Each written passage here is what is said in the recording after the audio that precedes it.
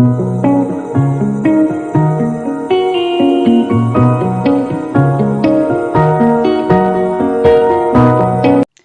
Students, आपका स्वागत है एक बार फिर से हमारे इस चैनल स्टूडेंट स्टडी टाइम पे। तो स्टूडेंट्स, हम इसमें ला रहे हैं बहुत ही कमाल की हिंदी ग्रामर जो ट्रिक्स हैं उसकी वीडियो। तो आज हम लाए हैं अलंकार, जो कि बहुत ही आपके लिए इंपॉर्टेंट होने वाली है। तो आप जल्दी से हमारे चैनल को सब्सक्राइब कर दीजिए, जिससे आने वाली जो वीडियो हो, वो ट्रिक हो, सारी चीज़ें आपके लिए और आपके फ़ोन पर पहुँच जाए। तो स्टूडेंट, जल्दी से आप वीडियो को लाइक कर दीजिए। आइए हम देख लेते हैं क्या होता है अलंकार। इसके पहले हमने सारी चीज़ों को अच्छे से डिस्कस कर लिया है। तो आज हम देखने वाले अलंकार, अगर इसके बारे में हम जानना चाहें तो हम देख लेते हैं क्या होता है अलंकार। काव्य की शोभा बढ़ाने वाले तत्वों को अलंकार कहते हैं। क्या? काव्य की शोभा बढ़ाने वाले तत्वों को अलंकार कहते हैं। अर्थात ऐसे तत्व जो काव्य की शोभा को बढ़ाते हैं, ठीक है, उसकी शोभा को बढ़ा देते हैं, वह अलंकार कहलाते हैं। जैसे आपके वस्त्र हैं, वो आपकी शोभा बढ़ाते हैं, वैसे यह क्या होता है, यह किसी काव्य की शोभा को बढ़ा देता है। अगर हम इसके कुछ भेद की बात करें, अर्थात टाइप्स ऑफ अलंकार, अगर इसके हम कुछ प्रकार की बात करें तो वो क्या होते हैं, हम उसको देख लेते हैं। यह दो प्रकार के होते हैं, एक शब्द अलंकार और दूसरा अर्थ अलंकार। कितने प्रकार के होते हैं स्टूडेंट्स? यह दो प्रकार के होते हैं। आप सारी चीज़ों को साथ साथ में अगर लिखते चलेंगे या आप स्क्रीनशॉट लेते चलेंगे तो ये आपके लिए बहुत ज़्यादा लाभदायक होने वाला है। आप इसे अपने दोस्तों के साथ शेयर जरूर कीजिएगा, क्योंकि इंपॉर्टेंट होने वाला है आपके एग्जाम के पॉइंट ऑफ व्यू से। तो अगर हम शब्द अलंकार की बात करें तो ये क्या होता है कि ऐसे तत्व जो शब्दों में क्या, जो शब्दों की शोभा बढ़ा देते हैं, जो शब्दों की शोभा बढ़ा देते हैं, वो शब्द अलंकार के अंतर्गत आते हैं। और जो अर्थों की वो शोभा बढ़ा देते हैं, वो अर्थ अलंकार के अंदर आते हैं। फिर से देखिए, ऐसे अलंकार जो शब्दों की शोभा बढ़ा देते हैं, वह शब्द अलंकार, और ऐसे अलंकार जो अर्थों की शोभा को बढ़ा देते हैं, वो अर्थ अलंकार होता है। जल्दी से आप एक स्क्रीनशॉट लीजिए। जी, आगे चलते हैं।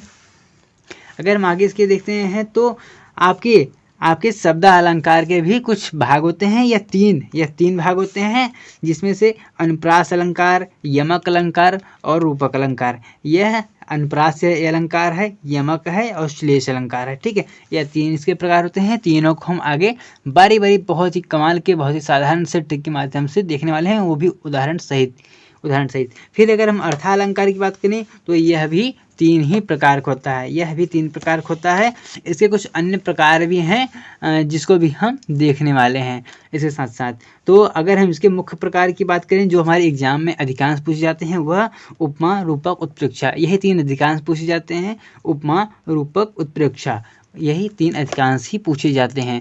लेकिन अगर इसके कुछ अन्य की बात करें तो अन्य में क्या आ जाता है, आपको स्क्रीन पे दिखाई दे रहा होगा।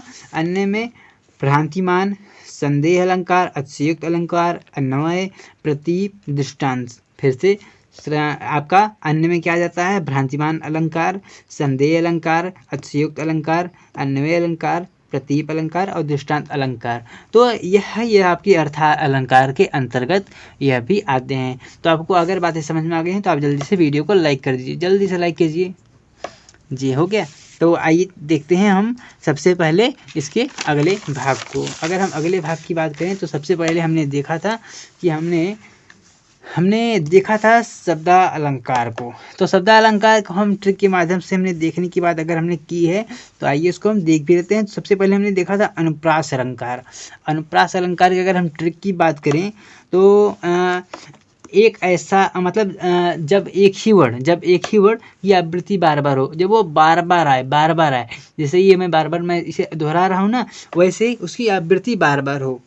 जैसे मैं अगर कोई वर्ड बार बार उसको दोहराऊँ, तो वर्ड की बात मैं नहीं कर रहा हूँ, कोई एक प्रॉपर वर्ड वह बार बार है, उसकी आवृत्ति बार बार हो, वह अनुप्रास अलंकार के अंतर्गत आता है। अगर मैं इसके उदाहरण की बात करूं तो बहुत ही कमाल का, मैं इसका एक नहीं, मैं आपके सामने दो लाया हूं उदाहरण, लेकिन पहले हम एक को समझ लेते हैं, दूसरा तो वो आपके लिए नॉर्मल है। आपके लिए दो इसलिए लाया हूँ कि अगर मान लीजिए आप एक भूल गए तो एक आपके पास एक्स्ट्रा एग्जाम की पॉइंट ऑफ व्यू से रहेगा।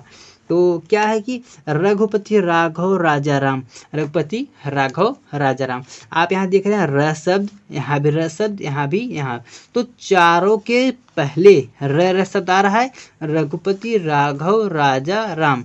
क्या?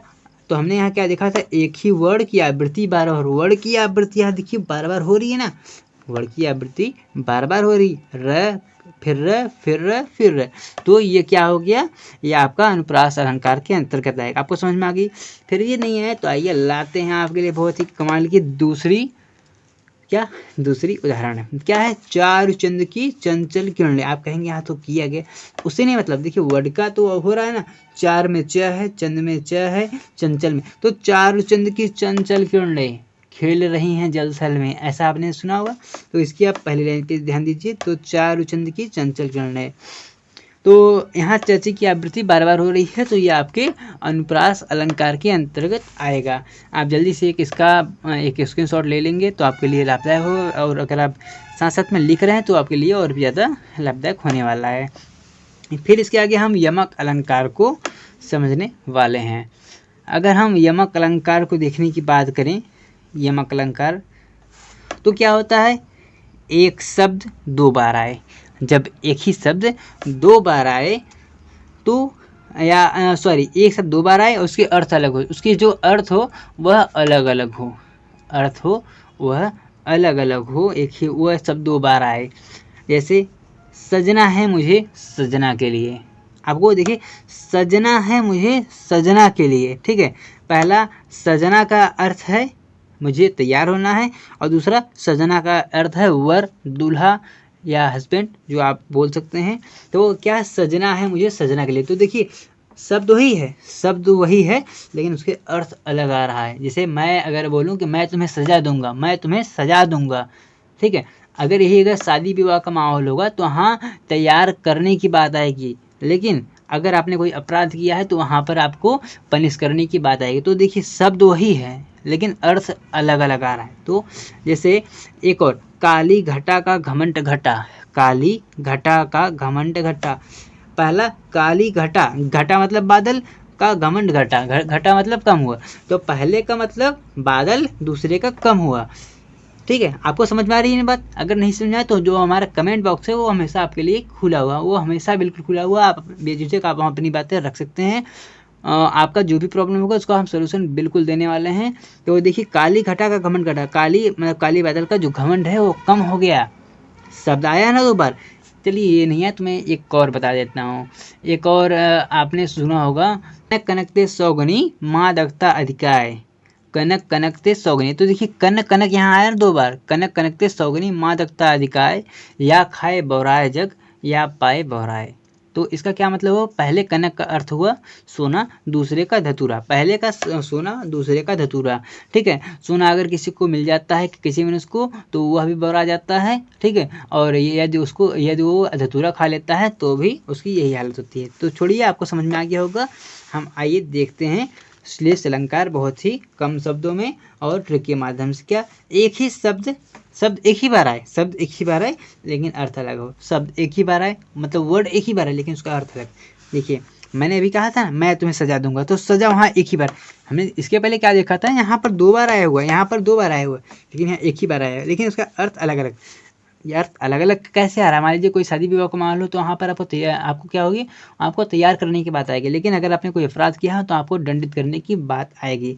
तो आपको सारी चीज़ें उदाहरण में अच्छे से समझ में आ रही होंगी, नहीं तो हम जो हमारा कमेंट बॉक्स है तो आपके लिए है, वो आखिर किस लिए बना हुआ है।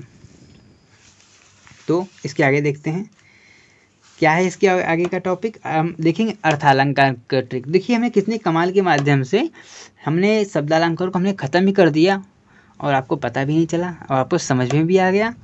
तो अब देखें अर्थालंकार क्या है। उपमा, अगर हम उपमा की बात करें, दो वस्तु या व्यक्ति के मध्य, कैसे, दो वस्तु या व्यक्ति के मध्य जब तुलना हो, तुलना क्वालिटीज, मान लीजिए आप अपनी तुलना किसी दूसरे से कर रहे हैं, या एक फूल की तुलना आप दूसरे फूल से कर रहे हैं, एक वस्तु की तुलना आप दूसरे वस्तु कर रहे हैं कि ये वस्तु ठीक है ये दूसरी वस्तु ठीक नहीं है, या आप मान लीजिए आप कहीं अपने लिए कपड़े खरीदने गए मार्केट में, आप एक दूसरे से तुलना करते हैं कि वो ये वाला वस्त्र, मान लीजिए वही वस्त्र ए है वो ज़्यादा ठीक है बी की तुलना में। तो ये जो तुलना होती है वहाँ पर उपमा आता है, वहाँ पर उपमा होते हैं। इसके अलावा कुछ चीज़ें आपको और बता दी जाती हैं। मैं आपको अगर बता दूँ, एक उपमान होता है, एक उपमेय होता है। उपमान उपमेय सारी चीज़ें को हमने पहले देख चुका है, फिर भी आपको बता ही देते हैं। एक उपमान होता है, एक उपमेय होता है। उपमान क्या होता है? जिसकी तुलना की जाए। उपमेय क्या होता है? जिससे तुलना की जाए। ठीक है। अगर एग्जाम्पल की बात करें, देखिए पीपर पात सरिस मंडोला, पीपर पात सरिस मंडोला। इसके नीचे मैंने अंडरलाइन क्यों किया है? पीपल के पत्ते जैसे धीरे से मंडोला। तो इसको तो आप छोड़िए, पीपल के पत्ते जैसे मंडोला। तो पीपल के पत्ते जैसे मतलब जो मन की तुलना की गई है वो पीपल के पत्ते से की गई है। देखिए कितना कितना अच्छे से आ रहा है सारी चीज़ें। इसकी जो भाव है, अगर भाव को समझते हैं तो आपको समझ में आ जाएगा यहाँ पर कौन सा क्या कहते हैं अलंकार क्या है। तो देखिए, नील कमल से सुंदर नयन, नीले कमल से भी सुंदर नेत्र आंखें। तो जो नेत्रों की तुलना की गई है वो नीले कमल से की गई है, नीले कमल से की गई है। अच्छा, इसमें कौन सा उपमेय है, कौन सा उपमान है? तो इसको आप हमें कमेंट करके बताइएगा। हम देखेंगे सबका कमेंट कि कौन हमें सही बताएगा। फिर अगर हम देखते हैं रूपक, अगर हम रूपक अलंकार की बात करें तो उपमेय और उपमान में समानता। क्या? उपमेय और उपमान में जहाँ समानता होती है वो रूपक के अंतर्गत आता है। रूपक के अंतर्गत कौन आता है? जिसमें उपमेय और उपमान में समानता। हमने आपको बताया उपमेय जिसकी तुलना की जाए, उपमान जिससे तुलना की जाए। ठीक, जिससे की जाए। अगर हम इसकी उदाहरण बात करें, चरण कमल बंदो हरिराई, चरण कमल बंदो हरिराई, इसका मतलब क्या हो? कमल के समान चरणों की, कमल के समान चरणों की वंदना मैं करूँगा, ऐसा करके कुछ यहाँ अर्थ आ रहा है। तो उपमेय में उपमान की समानता मतलब जो इसके समान चरण के कमल, सॉरी कमल के समान चरण, कमल के समान चरण, तो समानता आ रही है ना, यहाँ मान रहे हैं उसी के समान। इसके पहले हमने क्या किया था? हमने तुलना किया था कि नील कमल से, उससे सुंदर यानी उससे बढ़िया, लेकिन यहाँ पर उसी की तरह, उसी की तरह। ठीक है। चरण कमल, कमल की तुलना चरण के समान से की जा रही है, यानी जो चरण है वो एकदम कमल की तरह है।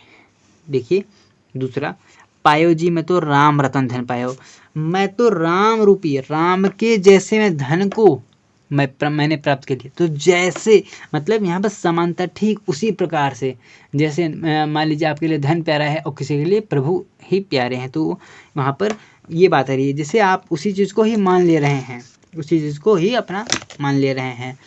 और अगर इसके आगे हम देखें उत्प्रेक्षा, तो अगर हम उत्प्रेक्षा को समझने के लिए आए तो उत्प्रेक्षा में क्या होता है? उपमेय उपमान की संभावना, जो उपमेय में आपके उपमान की संभावना कर ली जाती है, आपके उपमेय में ही उपमान की संभावना कर ली जाती है। जैसे सिर फट गया उसका वहीं, मानो अरुण रंग का घोड़ा हो। देखिए मान ले रहे हैं ना, यहाँ संभावना, मानो अरुण रंग का, मानो। तो देखिए इसका उत्प्रेक्षा में सबसे बहुत अच्छा सटीक, बहुत ही सिंपल से क्या है कि इसमें मनु मानो मनहु ऐसे शब्द आते हैं। ऐसे शब्द यहाँ पे मैंने लिखा तो नहीं, लेकिन आप जान लीजिए मनु मानो जनहु जानो ऐसे शब्द जहाँ पे आते हैं वहाँ पर उत्प्रेक्षा होगा। ये देखिए जैसे नेत्र मानो कमल सा, नेत्र आंखें कमल की तरह, तो नेत्र मानो, तो आप में याद ये रखना है कि उत्प्रेक्षा के लिए जहाँ पर मनु मानो मनहु जनहु और जानो ऐसे शब्द आए वहाँ पर उत्प्रेक्षा होता है। ये आपको समझ में आ गया।